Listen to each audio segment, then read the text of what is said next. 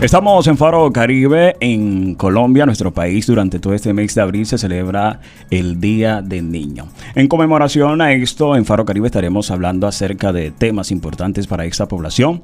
Para esto hemos invitado a la psicóloga Shirley Paola Avendaño Palencia. Ella es psicóloga de profesión, egresada de la Universidad de San Buenaventura, seccional Cartagena. Además es magíster en neuropsicología clínica, especialista en neuropsicología infantil de la Universidad Pontificia de Javeriana de la ciudad de Santiago de Cali, Colombia. Para esto damos bienvenida a la psicóloga Shirley Paola Avendaño Palencia. Shirley, buenos días y bienvenida a Faro Caribe.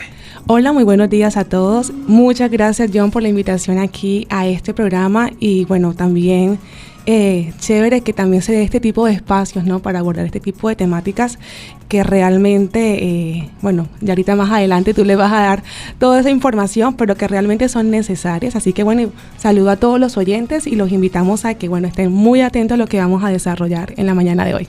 Shirley, un tema bastante importante en lo que tiene que ver direccionando sobre todo a la población infantil y en este mes que se conmemora el día de ellos. Bueno, primero lo primero. Hablemos y contextualicemos a todos esos oyentes qué podemos entender por autoestima. Bueno, realmente, si hablamos del término autoestima, es algo que durante muchos años ha ido adquiriendo diferentes definiciones. Sin embargo, yo me quedo con una que me llama mucho la atención, es su definición como más sencilla y es etimológica, y es auto es uno mismo, ¿sí? Y estima es el valor o dar valor a algo. Entonces, cuando a uno le hacen una pregunta como ¿cómo es tu autoestima? Es ¿qué tanto valor, ¿no? te das a ti mismo? ¿Qué tan valioso te consideras a ti mismo? Y realmente este término de la autoestima, John, creo que muchas veces ha sido como una palabra que se utiliza vagamente, a veces en la cultura, pero tiene un significado y una importancia bastante amplia en todos los ámbitos. Literalmente, de pronto, bueno, sé que estás resaltando en este mes de abril, que es la parte del niño, que se celebra el Día del Niño, pero la autoestima está en todo. Por ejemplo, en muchos motivos de consultas con niños, con adolescentes, ya sea que estén en formación escolar o formación académica, con dificultades en el rendimiento escolar, con dificultades en las relaciones sociales, podemos encontrar baja autoestima. Si nos vamos de pronto a nivel incluso ya adultos o incluso las mismas relaciones que se puedan dar en esa infancia, relaciones sentimentales donde se ven apegos inseguros, dependencia emocional, apegos ansiosos, nos vamos a encontrar con baja autoestima. Y si nos vamos, incluso, bueno, ya te acabo de mencionar en los adultos, ¿no? Violencia verbal, física, psicológica. Y si nos vamos de pronto a la parte laboral, ¿cierto? Adultos, en este caso, que quizás ya han perdido el sentido de la vida, ya han perdido la parte de motivación, interés, ¿qué vamos a encontrar? Baja autoestima. Entonces, a veces hay casos que pueden llegar por ansiedad, por depresión, por trastorno de la conducta, pero cuando uno analiza, la base es baja autoestima. Bueno, y esto es un abreboca de lo que viene. La autoestima creo que tiene que ver con todo lo relacionado con las personas. Pero bueno, como estamos hablando de formación, Shirley, los primeros años de vida son importantes, que a veces son ignorados por los padres. Y en este caso estamos hablando de niños que no se valen por sí mismos y que muchas veces no tienen el conocimiento de su entorno. ¿Por qué son importantes y cómo se deben aprovechar los primeros años de vida? Bueno, en cuanto a la parte de la construcción de la autoestima, bueno, una de las teorías que hay, y sobre todo como esa etapa de formación inicial, es a partir de los 4 a 10 años de edad, ¿sí? Ya de allí en adelante se va reconstruyendo la autoestima. Pero en esa etapa o en ese rango de edad que te acabo de mencionar, los pilares en esa construcción sí o sí son realmente los padres. Y la parte de la autoestima se forma de una forma sana cuando se da el cumplimiento de la satisfacción de muchas necesidades. Uno de los autores que resaltamos mucho a nivel del área de la psicología tiene que ver con, de pronto lo has escuchado, la pirámide de Maslow. Él habla como de diferentes satisfacciones que se deben cumplir y que sí o sí permiten una sana autoestima, y sobre todo en esas etapas. Entonces, por ejemplo, él habla de necesidades a nivel fisiológicas, a nivel de reconocimiento, a nivel social, y que cuando un niño puede tener carencia de eso, obviamente puede debilitar la construcción de su propia autoestima. Hubo una investigación que eso lo aprendí mucho en mi pregrado y eso me grabó, digámoslo así, y era que se hizo como una investigación o un experimento y eran niños que eran criados por sus papás, que de pronto hacían parte de un núcleo familiar, ¿cierto? Ambos padres, que los protegían, que le brindaban cariño, una adecuada crianza. Ese era como un grupo control. Y lo compararon con niños donde eran padres negligentes. Y estos niños incluso estaban en instituciones o orfanatos, ¿sí? Y la actividad consistía en colocar el niño en una mesa y le daban unos cubos de madera. Los niños que eran de padres o de familias que eran criados por ellos mismos y con una adecuada crianza y una satisfacción de sus necesidades tanto físicas, emocionales, psicológicas, veían los cubos y sin temor a nada los tomaban, interactuaban con ellos, jugaban con ellos, los exploraban, miraban qué tenía y disfrutaban de eso. Mientras que los niños que eran de orfanatos, que eran carentes de todo este tipo de satisfacción de necesidades, se volvían un poco más temerosos, inseguros, ansiosos. Algunos quizás no, en el video no tomaban, no querían ni tocarlos, ¿sí? Estaban más pendientes de los sonidos que había en su alrededor, como de esa parte de protección o de peligro, que realmente tener una exploración y una interacción segura con su propio entorno. Entonces, es un sencillo ejemplo, pero que muestra la vitalidad de esas etapas, de ese rango de 4 a 10 años, y el rol importante, ¿no?, que juegan los padres en esto. En síntesis, podemos decir que esa espontaneidad en actuar y en comunicarse con otras personas, además esa libertad también con la que se mueve, es producto de una sana autoestima. Completamente. Entonces creo que, digámoslo así, esto es un pequeño, o mejor, hagamos un pequeño jalón de oreja para esos padres que por una u otra circunstancia también creo que entran en esas circunstancias de la vida, en ese afán que descuidan a los niños, por favor. Completamente allí, John, de acuerdo, porque muchas veces creo que la crianza se ha cogido ha perdido como el fundamento o la importancia, o muchas veces a veces no son los padres, a veces dejamos que sean los tíos, los primos, los abuelos, en fin, otras personas que se vinculen a ellas. Y bueno, lo bueno de aquí de la familia, sí o sí, ser un constructo en cuanto a ello. Una persona que tiene un pensamiento de autoestima y que desde su casa le enseñaron a que eres capaz, de que eres una persona fuerte, va a vivir los desafíos y las experiencias de la vida de una forma completamente diferente a aquella que quizás no fue construida de esa forma, y que sus pensamientos es más bien: soy inseguro, yo no voy a poder hacerlo, no voy a dar la talla, hay otras personas que son mejor que yo, y bueno, todo este tipo de comparativos que muchas veces suceden en la crianza entre padres e hijos, ¿no? Y que sencillamente comenzamos a destruir o a bajarla. Ahí está el llamado de oreja para padres y cuidadores también, porque creemos que la formación de los niños están en los primeros años de vida. Está bien que estamos en afanes como trabajo, proyectos y todo eso, pero todos aquellos que se comprometen a tener una familia saben que tienen una gran responsabilidad y son los niños. Pero bueno, pasemos a otra etapa, Shirley. ¿Qué métodos serían los más idóneos cuando queremos formar a unos niños en cuanto a sana autoestima se refiere? Bueno, métodos, digámoslo así, hay muchos, ¿sí?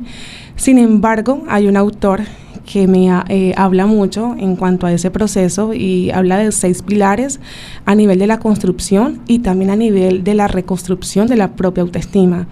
Y sobre todo, por ejemplo, uno de los pilares que él menciona tiene que ver con el autoconocimiento, ¿sí? Pues cuando ya es uno adulto, pues uno puede tener como una propia reflexión de uno mismo, digámoslo así, de cuáles son las fortalezas, de cuáles son de pronto las debilidades que uno puede tener, e incluso de hacerse preguntas a uno mismo. Pero cuando es niño, ese autoconocimiento está mucho más a lo que los padres ven, ¿sí? Porque todavía el decir esto es bueno, esto es malo, esto es una cualidad, esto es una habilidad, no. Allí depende mucho de las personas que están a su alrededor, ¿no? E incluso hay un concepto que ha ido avanzando mucho y tiene que ver con, siempre se habla de la autoestima personal, pero se ha hablado de la autoestima colectiva y tiene que ver mucho con los grupos en los que estamos rodeados, ¿sí? Incluso hay personas que pueden tener una estima o un valor mucho más más grande de lo que tú puedes tener hacia ti mismo. ¿Y a qué o por qué de pronto menciono este aspecto, John? Porque aquí son los padres que deben poco a poco construir o ser ese grupo de apoyo que refleje o que de alguna forma genere la identificación de fortalezas, pero también la identificación de las debilidades o aspectos que deben ir poco a poco modificándose como tal. Entonces, en esa etapa es una etapa de descubrimiento, ¿sí? En una etapa de reconocimiento, y más allí los papás son los que deben estar, ¿no?, laborando, trabajando en ello. Shirley, hemos venido hablando de diferentes facetas en lo que tiene que ver la sana autoestima en niños, pero hablemos ahora de la otra población, los adolescentes, una edad bastante conflictiva. ¿Se puede aplicar todo lo que hemos hablado también en el contexto de los adolescentes? Bueno, realmente como tú lo has mencionado, son etapas completamente diferentes, características completamente diferentes.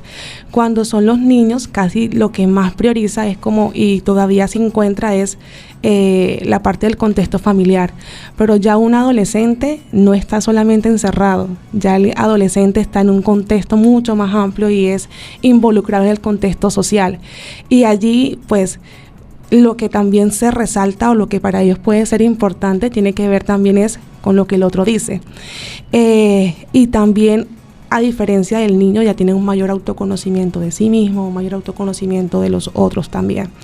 Hay un autor que me llama mucho la atención y habla de 4 pilares a nivel de pronto de la construcción de esa autoestima, y es Walter Rizzo.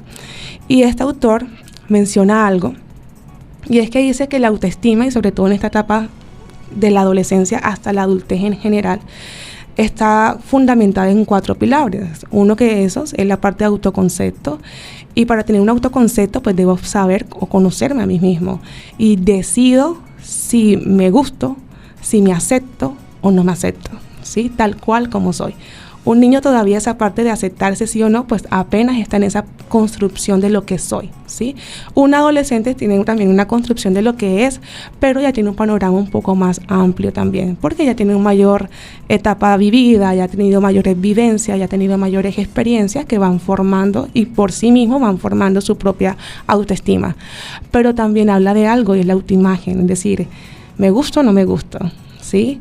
Y muchas veces, y sobre todo en el adolescente, la autoimagen cae a dependencia del otro, ¿sí? Entonces, no es la estima o el valor que yo tengo de mí mismo, sino que es el valor que otros dicen o hablan de mí.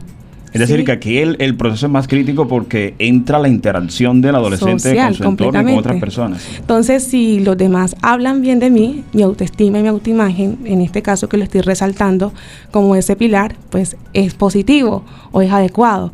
Pero cuando no tengo el reconocimiento por parte de los otros, entonces mi autoestima completamente baja. Y es lo que muchos adolescentes realmente caen, y muchos adolescentes por eso no resisten la presión social, no resisten o buscan, son como... buscan siempre adaptarse a los diferentes grupos, incluso yendo en contra de sus propias necesidades, deseos, emociones como tal. Y Walter Rizzo, además de eso, también habla, es importante que tengas un autorreforzamiento de ti mismo. Y muchas veces ese autorreforzamiento no lo hacemos, sino el reforzamiento de otros, ¿sí? Auto es decir, lo hice bien, lo logré bien, ¿sí? Que muchas veces creemos que no debemos, sí, que no es necesario darse ese tipo de elogios. Pero muchas veces, ¿qué sucede en esta etapa donde entra mucho el otro? Y es, de nada sirve que yo lo hice bien o que yo me diga a mí mismo este tipo de elogios si el otro realmente no me lo está diciendo o está validando ese sentimiento o ese pensamiento que yo tengo hacia sí mismo. Entonces, mírate todo este tipo de elementos y, por ejemplo, el último pilar, que es la autoeficacia, es decir, la capacidad de reconocer que tengo habilidades, capacidades, y en esa etapa somos muy comparativos. Puedo tener una habilidad, pero si conozco una persona que quizás pueda tener una similitud, entonces ya inmediatamente desvalorizo lo que tengo, mis propias capacidades, mis propias habilidades, pierdo la confianza en mí mismo como tal. Y sobre todo si el otro lo aventaja en algunas cosas. Completamente, sí. Entonces a veces se vuelve la autoestima como muchas personas la miden con la cantidad de éxitos o fracasos que tienen y es lo que sucede, ¿no? Shirley, hemos hablado que en los primeros años de vida la capacidad de absorción es casi que mayor o al 100% casi.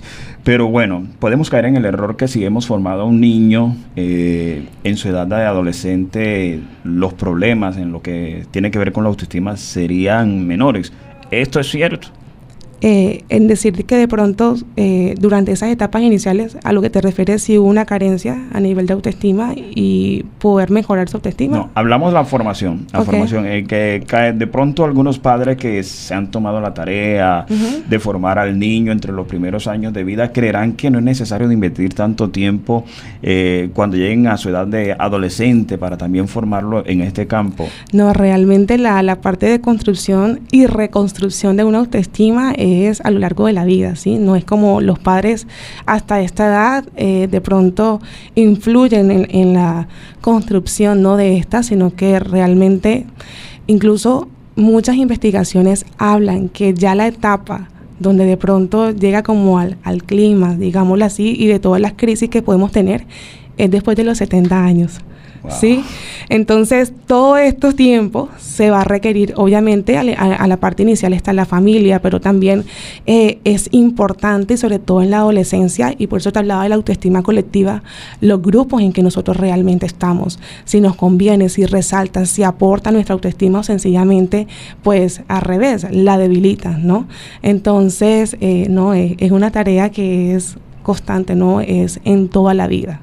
Bueno, hay dos palabras que tienen similitud y normalmente la confundimos y son el temperamento y el carácter. ¿Tienen que ver esta con la formación de una sana autoestima? Realmente, bueno, cuando se habla de temperamento, se habla de elementos, sobre todo que tienen una base biológica, digámoslo así, hereditaria, ¿sí? Mientras que el carácter es ya la interacción de ese temperamento con tu propio entorno, ¿sí? Entonces, hay temperamentos, hay carácter completamente diferentes, ¿cierto? Y por eso podemos reflejar en una persona diferentes tipos de autoestima. Pero también encontramos unas personas que pueden tener un temperamento un poco más colérico, ¿cierto?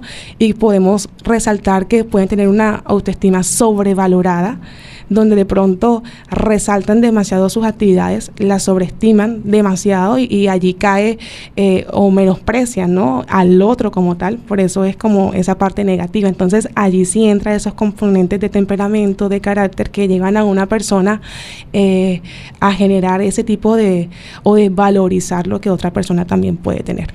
Bueno, hablemos específicamente del temperamento. Tú lo has dicho, esto viene de la parte biológica.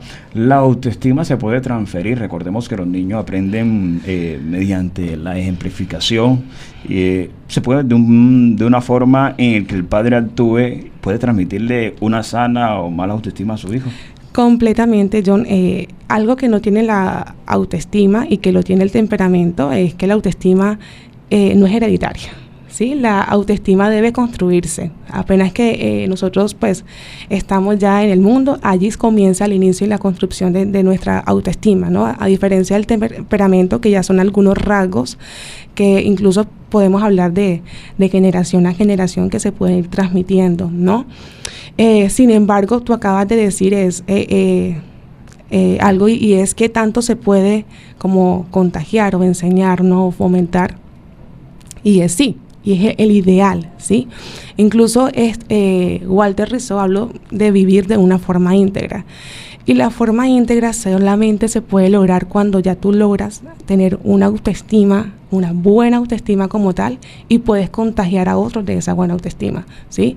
A través de pronto de un trato agradable, a través ya puedes valorizar al otro, lo puedes enseñar a hacer. Pero si también nos encontramos con padres con baja autoestima, porque también se presenta en adultos como tal, y una crianza donde va a haber ese tipo de elementos y ese tipo de componentes o esos ciclos viciosos, repetitivos como tal, pues obviamente el niño también puede caer en esta misma dinámica.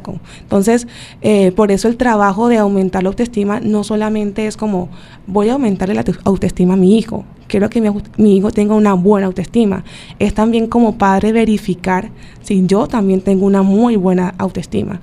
De nada sirve que él de pronto él esté en la casa y yo intentando quizás con palabras, porque muchas veces creemos que solamente son palabras, tú sí puedes, eres capaz, pero cuando vemos las acciones, entonces de pronto en la relación de pronto de pareja, dependencia emocional, maltrato, eso sencillamente va a ser el centro, va a ser el aprendizaje de ese niño, ¿no? Entonces se contradice de alguna forma. Entonces sí, tiene que ser, incluso si tú me hablas de mi formación y si me voy a mi niñez, lo que he aprendido, lo que me ha quedado, más que lo que me han dicho, es lo que he visto, ¿sí? Es lo que uno más, porque son hábitos, es algo que se construye, es algo que si tú ves que el otro puede, entonces tú también quieres llegar a eso. Entonces, sí. Shirley, socialmente esta es una gran problemática porque los padres normalmente creen que con un discurso pueden formar a los niños, sí, pero hay una discordancia entre lo que a veces se habla y en la forma que actúan, y allí está la problemática. Sí, realmente se recae mucho, incluso uno de los elementos que siempre trabajo con la familia cuando vamos a trabajar o revisar la parte de pautas de crianza es también verificar cómo son las relaciones o cómo son los vínculos dentro de ese mismo grupo o contexto familiar. Y sobre todo, una de las cosas que entran en conflicto en la parte de autoestima es cuando, y sobre todo que por ejemplo aquí en Colombia predomina y tiene que ver con las familias extensas, ¿cierto? A veces en una familia están tíos, abuelos, ya hay un sinnúmero de personas que tienen también pues obviamente sus vivencias, sus experiencias, sus crisis emocionales y está el niño en todo eso. Entonces es un reto más, es un desafío más que se enfrenta, ¿no? Ese niño y ese padre frente a un contexto. Hay padres que de pronto pueden establecer un tipo de crianza, pero el resto no sigue, uno cumple con eso. Entonces, cuando se dan como ese tipo de desequilibrio, digámoslo así, no es imposible, pero sí es con mucho más esfuerzo, digámoslo así, que se puede adquirir. Incluso, ya yo a veces el trabajo con familias se ha vuelto como un poco tan difícil en ese sentido, que yo trato siempre con el niño darle las herramientas a él, ¿sí? Que se vuelva más esa capacidad o que él pueda generar mecanismos de defensa frente a las mismas situaciones que se puede presentar. Exacto, porque en el ejemplo que tú has dado se puede dar la problemática que el padre le da una sugerencia, una orden al niño y viene el tío y el abuelo, entonces le dan otra. Allí el menor puede entrar como en confusión. Completamente, cuando no hay acuerdos en el establecimiento de límites, no hay normas claras.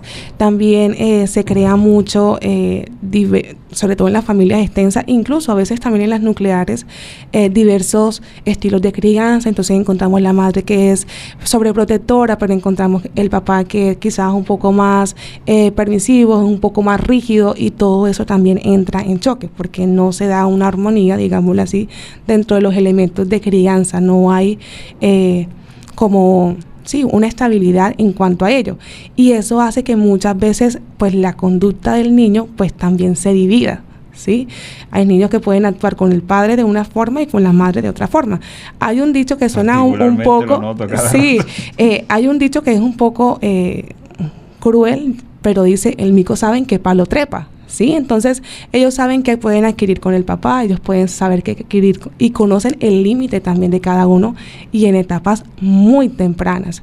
Tengo niños que incluso casos que atiendo y la mamá dice tiene dificultades en el comportamiento. Cuando hay dificultades en el comportamiento, yo siempre envío válidos si solamente se presenta en casa o en otros contextos. Entonces siempre envío cuestionarios o algunas pruebas para la escuela. En la escuela el niño es completamente bien, pero en la casa es completamente diferente. Entonces uno se da cuenta que hay dificultades en el manejo de crianza, ¿cierto? Que de pronto los padres no han unificado normas, reglas, digámoslo así. Y bueno, todo eso puede suceder. Shirley, bueno, hemos hablado acerca de todo este contexto de lo que es una sana autoestima, pero hablemos un poquito más centrado para que nuestros oyentes tengan algo como más claro. ¿Qué podemos entender por una sana autoestima si pudiéramos contextualizarlo? Bueno, como su apellido lo dice en este caso, cuando hablamos de algo sano, es primero que todo una adecuada relación consigo mismo, ¿sí? Segundo, se debe manifestar en la relación que pueden tener con los otros, ¿no? Y también en la proyección de su propio futuro. se debe ver siempre ese tipo de ámbitos. Si una persona dice, pues yo soy capaz, pero lo vemos que a nivel social o a nivel de sus propias proyecciones o los propios desafíos, es una persona que es evitativa, ¿sí? Que no los quiere enfrentar, que se rehúsa, o una persona que sencillamente no muestra como activa, confiada frente a lo que puede vivir. En este caso, pues estamos sencillamente hablando que en este caso que no hay que hay una baja autoestima. Entonces, lo que sería sano es complejo, es alguien que es muy seguro, es un niño que confía en sus propias habilidades, es un niño que no tiene miedo a explorar su entorno, a explorar otro tipo de relaciones, es un niño que se puede mostrar abierto, es un niño que vence sus propios miedos, que vence sus propios temores, digámoslo así. Entonces, eso es lo que es un concepto de lo que es una muy buena autoestima, ¿no? Shirley, bueno, vamos entonces a hablar de la otra parte. Si se habla de una buena autoestima, se habla de una mala percepción también, que sería una mala autoestima. Bueno, ¿cuáles son las consecuencias? Hemos hablado a lo largo de todo el programa, pero ya aterrizando, ¿cuáles serían las consecuencias individuales y colectivas que puede generar esto? Mira, realmente, y por eso lo decía al inicio, que muchas veces creemos el término autoestima es qué tanto me quiero y qué tanto no. Y las consecuencias son muchas, ¿sí? La parte de autoestima tiene como 3 ejes, ¿sí? Y en esa formación que el niño presenta, afecta tanto su parte cognitiva, afecta tanto su parte emocional y afecta tanto su parte conductual. Si un niño, obviamente a nivel cognitivo, como lo estaba diciendo, es decir, cuando me refiero a nivel cognitivo, hablo de su pensamiento, digámoslo así, y nace en una familia donde de pronto se desvaloriza, escuchamos palabras como eres inútil, tú nunca puedes, es que mira que ella lo hizo y tú no, y volvemos a comparar el niño, su pensamiento y las creencias, ya las verdades que él va a tener de sí mismo van a ser acorde a ello. Y no sé si te pasas, pero muchas veces, y sobre todo cuando trabajo con adolescentes que ya tienen como unos pensamientos mucho más claros y mucho más precisos, ante una situación que los desafía, lo primero que sale es un pensamiento negativo, ¿sí? Y uno se da cuenta cuando de pronto uno trabaja ese tipo de situaciones con los adolescentes, es que hay una baja autoestima. Ya toca siempre poder convertir el pensamiento en algo que sea positivo para él, o buscar otro tipo de perspectivas, porque ya se acostumbró a pensar, lo enseñamos a pensar de esa manera, ¿sí? Entonces, ¿y qué sucede? Que más adelante, tanto en su adolescencia, tanto en su juventud, tanto adultez, es muy difícil. Normalmente nuestro cuerpo hace lo que el cerebro le dice. Lamentablemente, Shirley, siempre que se hace una comparación, se hace de manera negativa para la persona con la que es víctima de esta situación. Pero bueno, hablemos en este caso, cómo la autoestima, o esto que estamos hablando, una no sana autoestima, se puede reflejar socialmente. Vamos a dar como ejemplos cómo una persona que no tiene una sana autoestima se puede relacionar con su entorno. ¿Cómo se refleja esto socialmente? A nivel social es una persona que se reprime. Si hablamos, por ejemplo, de un adolescente, es difícilmente que él pueda dar su expresión, su opinión, sus ideas, digámoslo así, de una forma libre, por miedo a que el grupo lo rechace o por miedo a que digan lo que tú dices no tiene nada que ver, ¿sí? Cuando uno ve jóvenes que realmente tienen dificultades para expresar lo que sienten, para hacerlo de forma correcta, obviamente, y de forma sana, digámoslo así, y adolescentes en esta etapa, que se aíslan, que prefieren estar solo, que estar rodeado de otras personas, o que quizás buscan al revés otro tipo de grupos que sí estimen lo que él mismo no lo hace, digámoslo así, estamos hablando de baja autoestima. Fíjate que con adolescentes hay una de las técnicas que utilizo mucho en consulta, y es la de un espejo. ¿Sí? Los pongo a verse en el espejo y siempre, bueno, si hacemos el ejercicio, ojo, si tengo el espejo, pues bueno, se los muestro. Si no, pues le digo, cierren los ojos, imaginémonos que estamos en un espejo, ¿cierto? ¿Qué es lo que más estimas o qué es lo que más valoras de ti mismo y que realmente no lo haces, ¿sí? Hay algunos que pueden mostrar una autoestima positiva y uno ve cómo su pensamiento y lo reflejan de forma verbal. Yo me veo así, me veo como una persona que tiene diferentes caminos, me proyecto de esta forma, ya se ve que hay un cierre incluso desde su propio pasado, porque todos tenemos como una maleta atrás de nuestras vivencias, de nuestras propias experiencias, de cómo nos criaron, de lo que nos faltó, de lo que no nos faltó, de lo que de pronto esperábamos. Pero vemos que muchas veces son personas que han sanado o han solucionado muchos de ese tipo de elementos y se dice, no, yo me proyecto de esta forma. Hubo un caso que me llamó la atención y fue un adolescente que intentó suicidarse. Y esta persona dice, cuando yo veo a esta persona, que obviamente pues es ella misma, lo que más de pronto no me gusta, no me agrada de mí misma, es que yo soy la primera que intento hacerme daño a mí misma, ¿sí? Soy la primera que no me amo. Soy la primera que no me valoro. No sé lo que va a ser de mi propio futuro. Entonces, fíjate, y por eso refería de las creencias, del pensamiento que se van formando en los niños y que se va reflejando poco a poco en los adolescentes, que impacta su futuro. Estamos hablando de su proyecto de vida, estamos hablando de elementos existenciales, ¿para qué vivo? ¿Sí? Entonces, se puede la baja autoestima desencadenar de muchas maneras, digámoslo así, como aquel que se aísla, como te mencioné, o que tiene como un retraimiento social, pero también aquel que puede actuar, ¿no?, contra su propia vida. Shirley, para finalizar, recapitulemos qué debemos hacer como padres, como cuidadores de niños, niñas y adolescentes para formar una sana autoestima.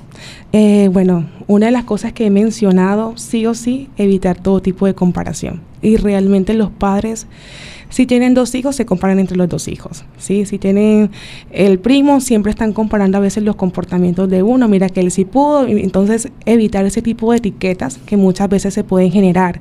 Por ejemplo, cuando evitar etiquetas como eres inútil, tú no puedes, eres igual que tu papá, y sobre todo cuando hay conflictos también entre parejas, en fin, todo eso va formando.